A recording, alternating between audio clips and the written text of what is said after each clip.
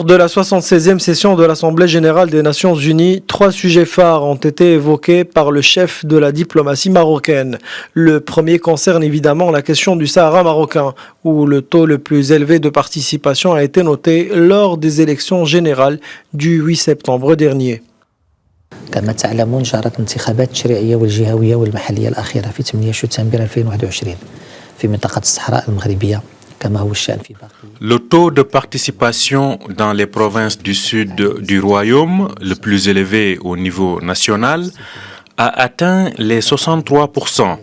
Cette adhésion reflète indéniablement la volonté de la population des provinces du sud à s'engager entièrement et avec efficacité dans la mise en œuvre du projet de développement durable lancé par le roi Mohamed VI en 2015.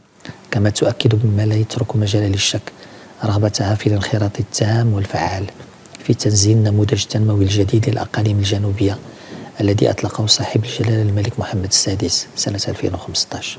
Dans ce sens, Nasser Bourita a rappelé devant l'Assemblée générale de l'ONU la disposition du Maroc à continuer de coopérer avec l'organisation pour trouver une solution définitive à la question du Sahara marocain, non sans rappeler les responsabilités qui pèsent sur l'Algérie.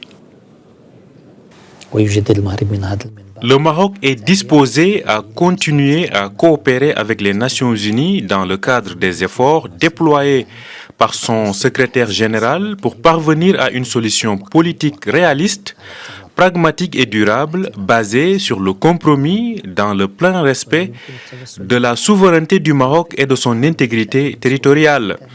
Cette solution ne peut être trouvée que si l'Algérie assume son entière responsabilité dans le processus politique des tables rondes à la mesure de sa responsabilité dans la création et le maintien de ce conflit.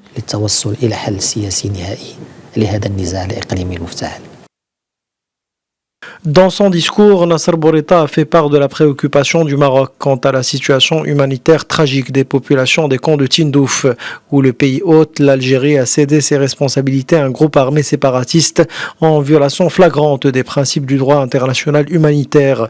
Face à cette situation, le ministre a appelé la communauté internationale à agir rapidement. Dans son discours, Nasser Bourita s'est penché sur la question libyenne en exprimant la volonté du Maroc de voir un retour rapide à la paix dans ce pays maghrébin. Enfin, Nasser Bourita n'a pas manqué d'insister sur le fait que le Maroc, à la faveur d'un engagement fort et continu en soutien à la paix au Moyen-Orient, place la question palestinienne et la ville sainte Al-Quds à la tête de ses priorités, et ce, au même rang que la question de son intégrité territoriale.